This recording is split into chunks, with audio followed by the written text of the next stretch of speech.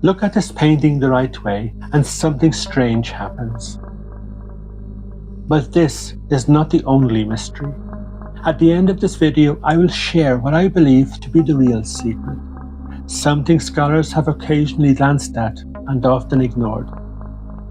And the key to that mystery may lie in another painting entirely.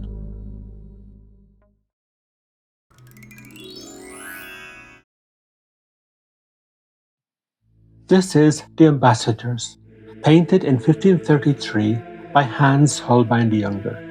It now hangs in the National Gallery in London, and for nearly 500 years it has puzzled those who stand in front of it. Hans Holbein the Younger was born in Augsburg, Germany around 1497. He came from a family of painters. His father, Hans Holbein the Elder, was already a respected master of religious altarpieces, and it was from him the young Hans learned his craft, excelling in precision, clarity, and detail. But it was in Basel, Switzerland that everything changed. Here he started to work for the printer and publisher Johann Froben. Holbein was commissioned to draw pen and ink illustrations in the margins of the Praise of Folly, one of the most famous books of the great humanist scholar Desiderius Erasmus of Rotterdam. And what he produced was not just decoration. His drawings engaged with the text. They were witty, perceptive, and intellectually alive. Erasmus was captivated. It was not just a painter finding a patron, it was a meeting of minds. Erasmus saw in Holbein something beyond the technical skill, a man who could understand ideas, and that relationship would last Holbein's entire career. Holbein painted Erasmus several times, and they are among the finest likenesses of a human face ever made. But they are more than likenesses. In this portrait, for example, we see the great humanist as a real man, someone we could get to know. The detail is incredible, from the items on the shelf in the background to the ink stains on Erasmus's fingers. Erasmus would use these portraits as visual calling cards, sending them to powerful friends across Europe, including to Thomas More in England. But the world was changing. The Reformation was sweeping through Europe, and for a painter whose livelihood depended on religious commissions, that was a problem.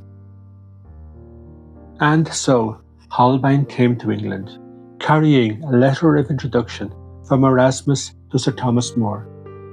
More welcomed him in, commissioned his portrait, and opened the doors of the English court. Holbein had found his new home.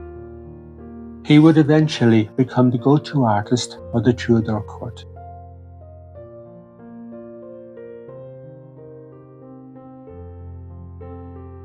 And we have Holbein to thank for the iconic image that we have of Henry VIII in our heads to this day.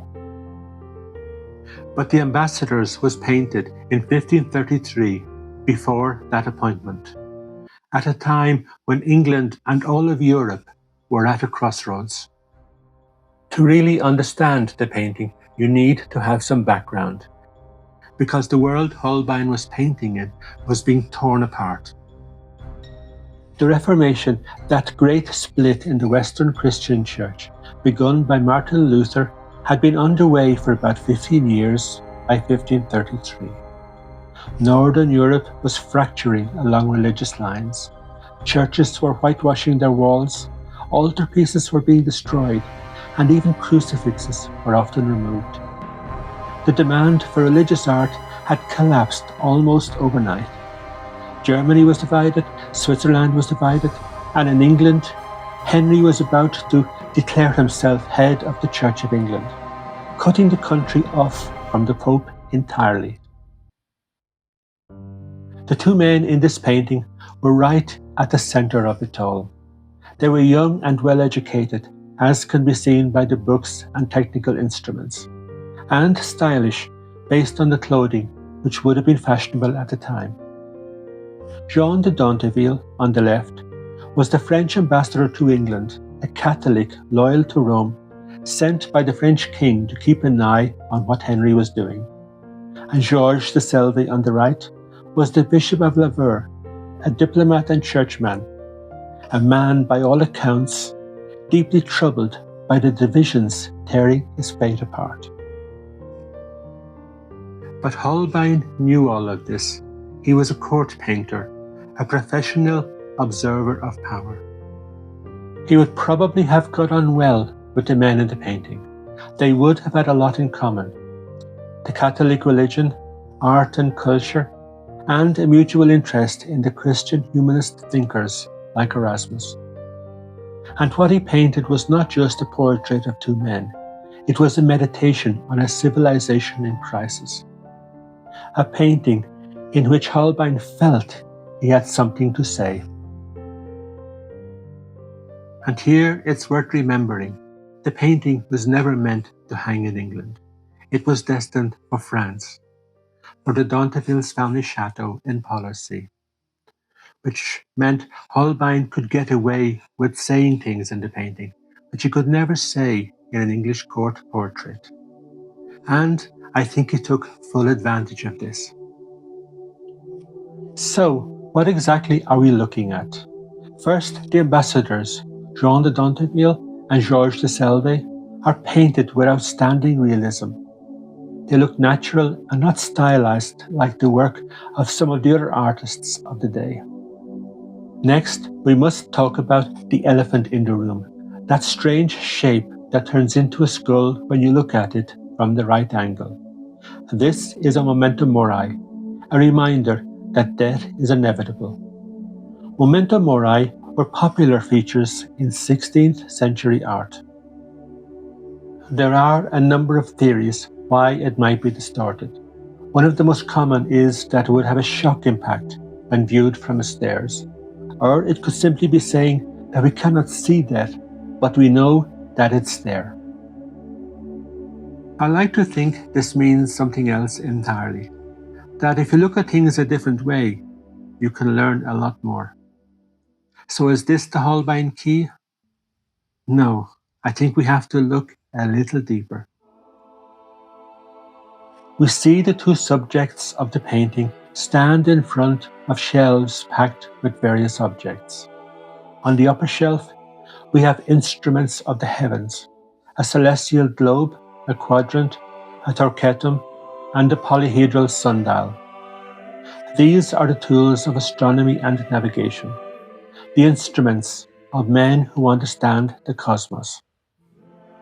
On the lower shelf, we have instruments of the earth, a terrestrial globe, a book of arithmetic, a lute, and a case of flutes with one missing. Much has been said about the symbolism of these objects. They are rendered in incredible detail, but some look as if they're wrong or improperly used. And many have argued about their use and meaning, and whether they represent actual dates. I won't go into detail here, but there is, however, one that does stand out and is very relevant to our story. The lute, look at it carefully, one string is broken. The lute was often associated with Christian symbolism, and in 15th and 16th century European art, there are a number of paintings with angels playing the instrument.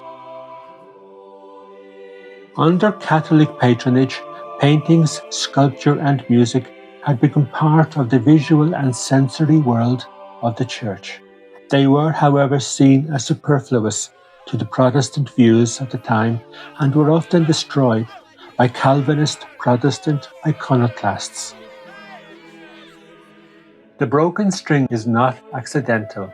It is a symbol of discord in the Christian Church, and its placement on the Lutheran hymnal is a statement, a reaction to the upheaval of the times, carefully hidden in plain sight among the other objects of knowledge and learning.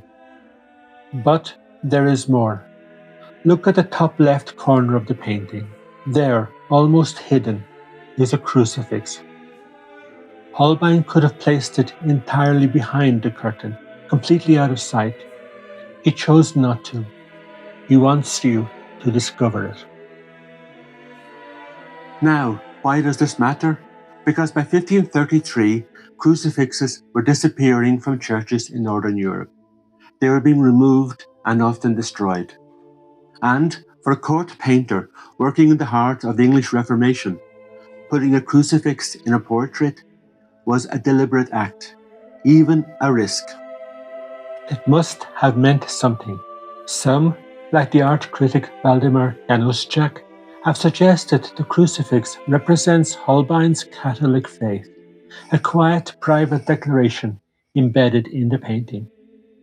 But there is no record of Holbein's actual religious views. But as he grew up surrounded by religion, that reading is entirely plausible. So, is the crucifix the key to understanding the true message of the painting? Around here was where I originally planned to finish the video. But something kept going through my mind again and again. Is the curtain covering the crucifix or revealing it? So I started to think about the curtain, and that changed everything. Look again at the painting, that magnificent green damask curtain in the background, rich, luxurious, a clear sign of wealth. Looking at Holbein's other work, we see that the green curtain features prominently in many of his paintings. It is very often used as a backdrop, a compositional tool, and a status symbol. But not always. We saw this portrait of Erasmus before, painted roughly a decade before the ambassadors. Here, the curtain is open, drawn back, and what it reveals behind it is significant. The symbols of learning and scholarship, books and writing. It is not just a backdrop, it is a device. It has been drawn aside to show you what lies behind it. Knowledge, understanding, a more open world. The answers are visible. It is a world of certainty. Erasmus knows who he is and what he believes. Now look again at the ambassadors.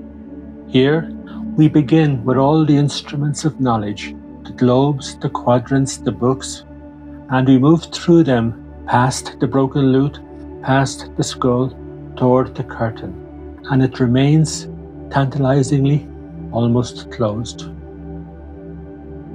In the Erasmus painting, we have humanism, the curtain, knowledge and learning.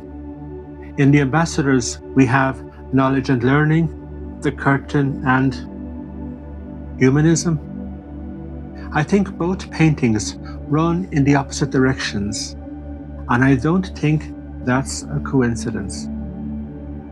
The Erasmus portrait belongs to an earlier world, the confident humanism of the 1520s, when it still seemed possible that learning and reason might heal the divisions of the Church.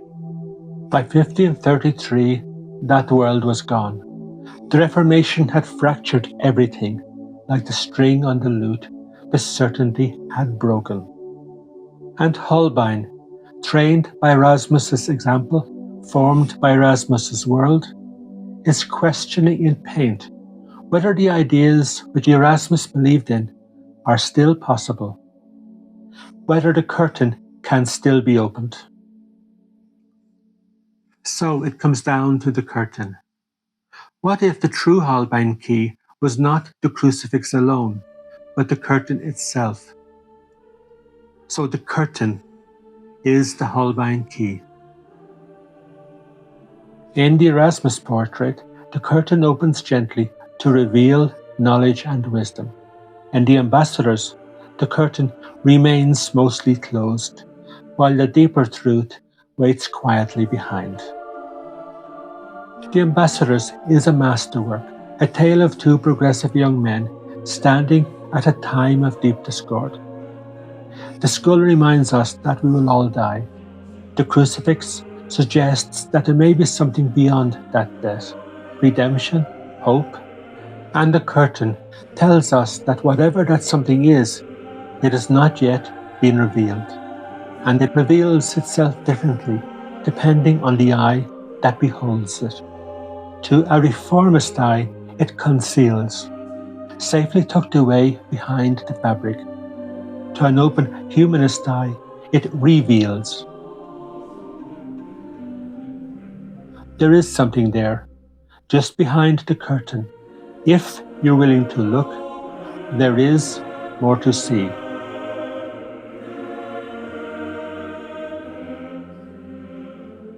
The Ambassadors would be Holbein's last humanist painting. Around the time he finished it, the English political climate had turned deadly, and after the death of Thomas More in 1535 and his friend Erasmus in 1536, Holbein would turn his back on the risky world of humanist philosophy to become King Henry VIII's go-to royal photographer. Although a lot of his later work can be seen as propaganda, he still produced some of the finest portraits ever created.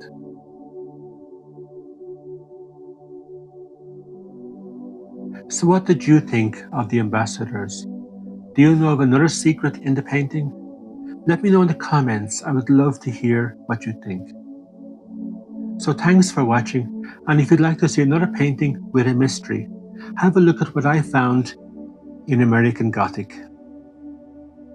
So that'll do it for now. Take care and see you next time.